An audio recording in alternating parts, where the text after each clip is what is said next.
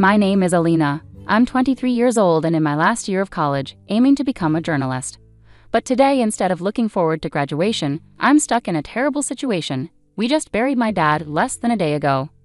My dad, Martin, was always traveling for work, but he still made me feel loved.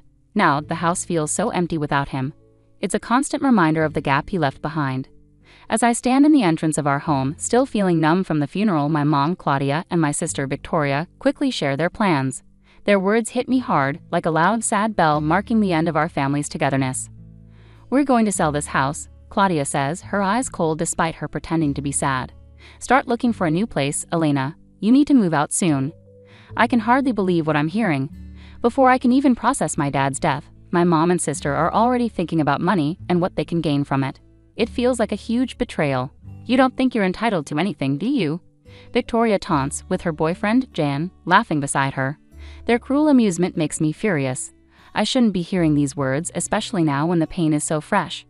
I never understood their greed and obsession with wealth and appearances. I was always the odd one out in the family, too serious and studious. Elena the dreamer, they used to mock.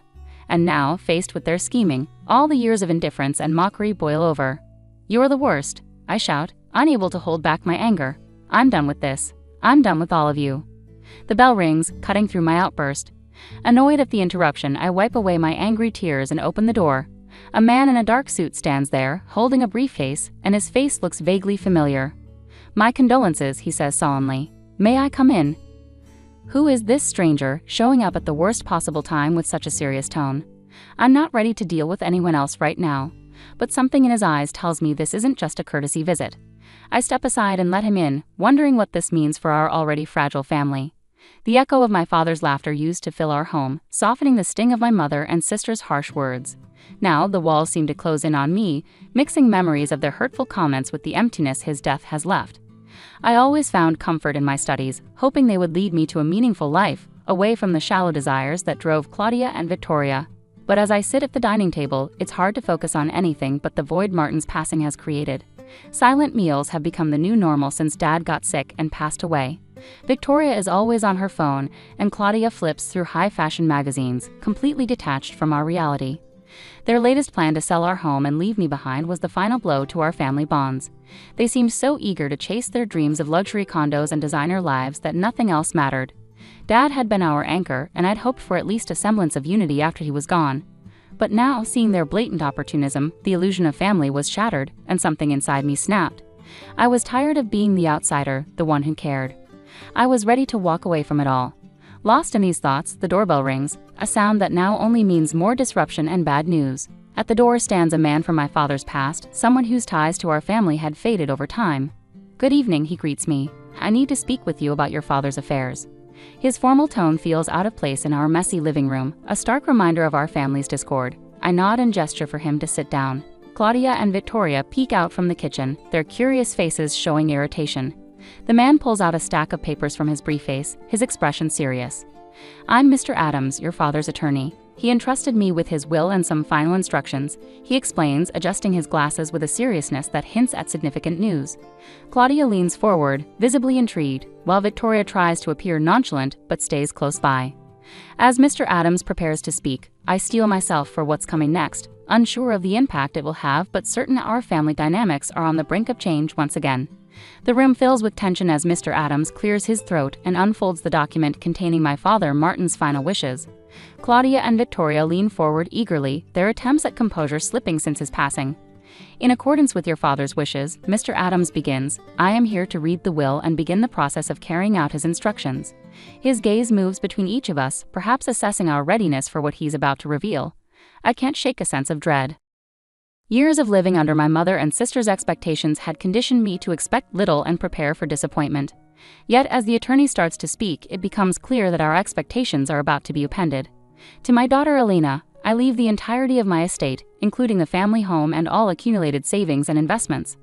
The room falls into a hushed silence, broken only by the soft shuffle of papers and the steady tick-tock of the grandfather clock. Mr. Adams continues reading, but his words barely register with me. All I can hear is the pounding of my heart and a buzzing in my ears. It can't be right. There must be some mistake. Me? I managed to stammer, my voice sounding strange to my own ears. But why? Victoria pushes her chair back abruptly, her eyes wide with a mixture of shock and anger. Claudia, equally stunned, sits frozen, her mouth opening and closing silently. Jen, who had been quietly lingering in the background, steps forward as if to comfort or perhaps restrain Victoria. "This has to be some kind of joke, right?" Jen demands, but Mr. Adams only sullenly shakes his head. "There's no mistake," he assures us. Martin was very clear in his wishes. He believed that Alina, with her principles and dedication, would best honor his legacy and manage his assets responsibly. Claudia finds her voice, her disbelief turning to anger. "But what about us?" she demands sharply, her voice shaking with fury. "Are we supposed to get nothing while she gets everything?" The question lingers in the air, thick with resentment from my mother and sister. I'm speechless, caught between the weight of this unexpected responsibility and the hurt of their obvious greed. Mr. Adams looks at me. Martin had his reasons, which he believed would become clear in time. Right now, we need to discuss the next steps and the details of the estate. As Mr. Adams speaks, I can't help but wonder what my father saw in me, what trust he had placed in my hands, and how I could ever live up to it amidst the wreckage of our family unity. The silence following Mr. Adams's revelation feels as heavy as the sorrow I felt at my father's funeral. Claudia and Victoria's anger fills the room, crashing against my shock like relentless waves against a cliff. For a moment, no one says anything. We're frozen in place, the weight of my father's will slicing through the air like a chill wind. "My reasons," Mr. Adams continues, addressing me directly, "are explained in a personal letter your father left for you, Elena. I am to give it to you after we finish here." Victoria's voice breaks the silence. "There must be some mistake," she protests, her words echoing off the walls, igniting a conflict I have no desire to engage in. Jan puts a hand on her shoulder, trying to calm her, but her determination remains unyielding. How can she just inherit everything? Victoria's tone rises sharply, incredulous. "And what about us? Are we suddenly strangers he's decided to abandon after everything we've done for him?" She wields her words like a weapon, her disbelief escalating into a crescendo of frustration. Claudia's shocked facade gives way to anger. "Exactly. There must be some provision for this, some oversight or option to challenge it. This is absurd." Her hands tighten on the chair's arms, her knuckles turning white. I finally speak up, my voice weak even to my own ears. I don't understand. Why would Dad do this? What was he thinking?" My mind races with unanswered questions, all leading back to a man I now realize I may never have truly known. Mr. Adams takes off his glasses, rubbing his nose before replying. "Martin had his reasons and he wanted you to understand them, in his own words. As for Claudia and Victoria," he turns to them, "you have the option to contest the will if you choose." Though Martin's intentions were clear, and his mental soundness when drafting it is well documented. The room erupts into chaos once again, voices overlapping as Claudia and Victoria express their anger and confusion, scrambling to devise a plan. I barely register their words. My thoughts are fixated on the unopened letter, a final message from my father that rests ominously on the table. Taking a deep breath, I reach for it. The paper feels weightless yet heavy in my hands. Unfolding the folds, I prepare to read the words of a man who chose to speak beyond the grave rather than in life, a man who has bequeathed me an inheritance that feels more like a poisoned chalice than a gift of blessings. Alone in my room, with the door closed tight, I unfold the letter with hands that won't stop shaking. Each crease seems to whisper my father's voice, and as his written words emerge, I brace myself for the understanding they bring. "Dearest Alina," it starts in his familiar handwriting. "As you read this, I am sorry. Sorry I can't say these things to you in person. Sorry for leaving you with a burden no parent should pass to their child." His apology, immediate and heartfelt, cuts through the legal complexities and stark revelations of moments ago. I take a deep breath, finding solace in the scent of ink on paper. "Your strength, your discipline, and your vision for a better world have never gone unnoticed by me. In you I saw the promise of a future built on honesty and integrity, far from the grasp of greed."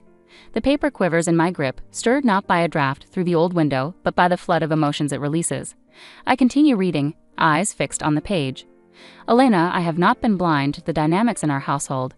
Your patience and hard work in the face of neglect from your mother and sister have been both my sorrow and my pride. Entrusting you with my entire estate is my attempt to reconcile the unfair burdens you've had to bear." With each sentence, my father weaves a tapestry of his unspoken observations and quiet support.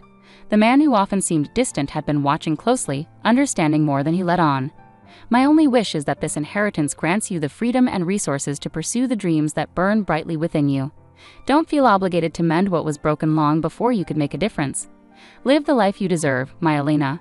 Folding the letter, I hold it against my chest, feeling the love etched in ink by a father who recognized his daughter's selfless sacrifices. A surge of determination mingled with the grief that had shadowed me since his passing washes over me.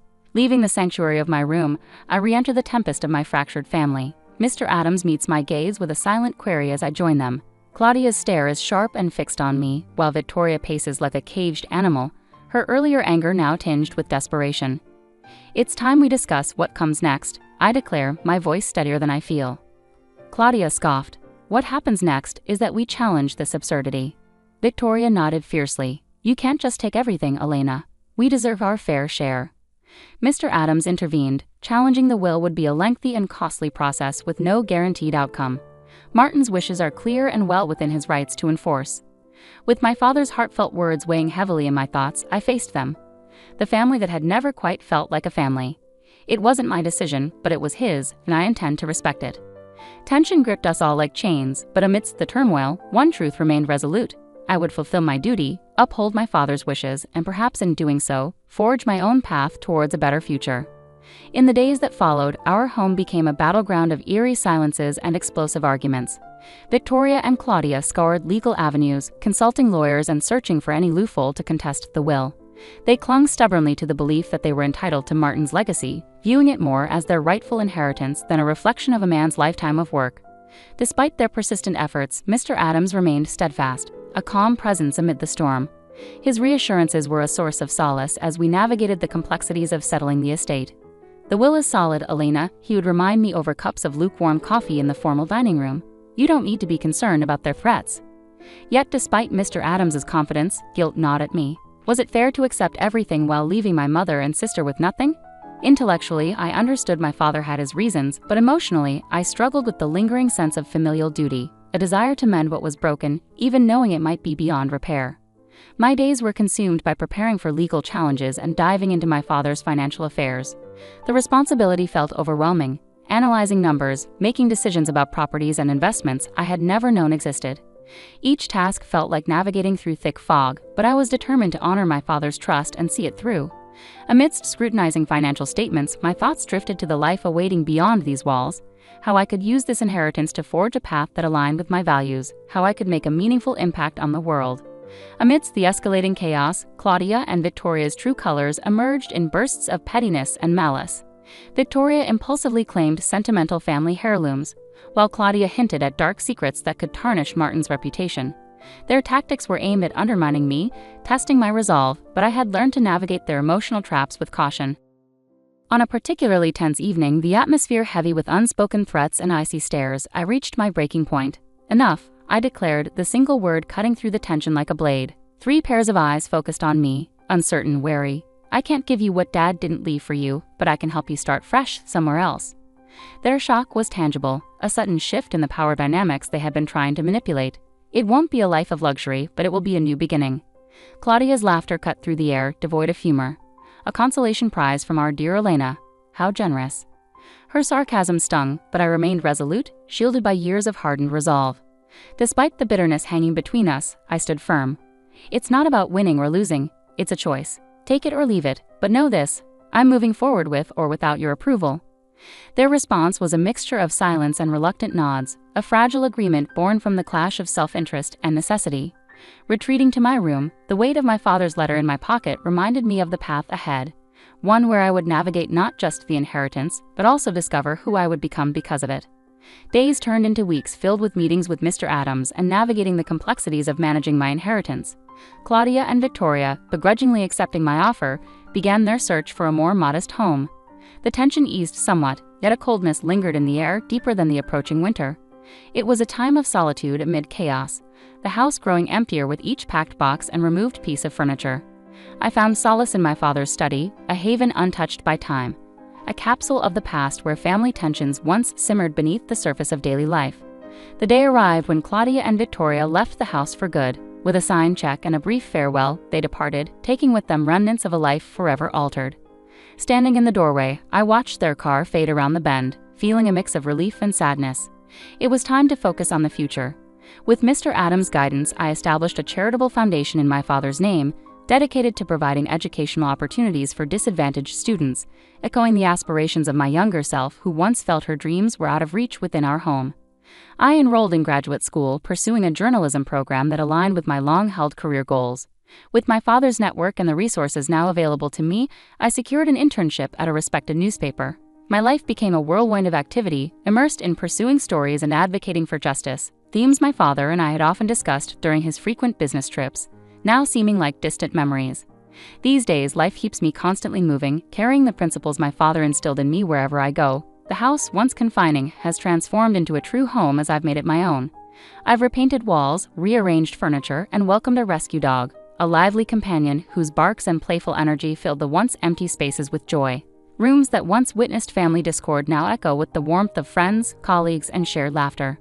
Occasionally, I retreat to my father's study, immersing myself in his old letters and weathered books. My gaze often rests on his signature at the bottom of his letter, the final message that reshaped my life. "Duty and love," he wrote, "are the strongest forces we wield. Use them well." In those quiet moments, surrounded by his legacy of words and wisdom, I silently pledged to honor his memory by doing just that.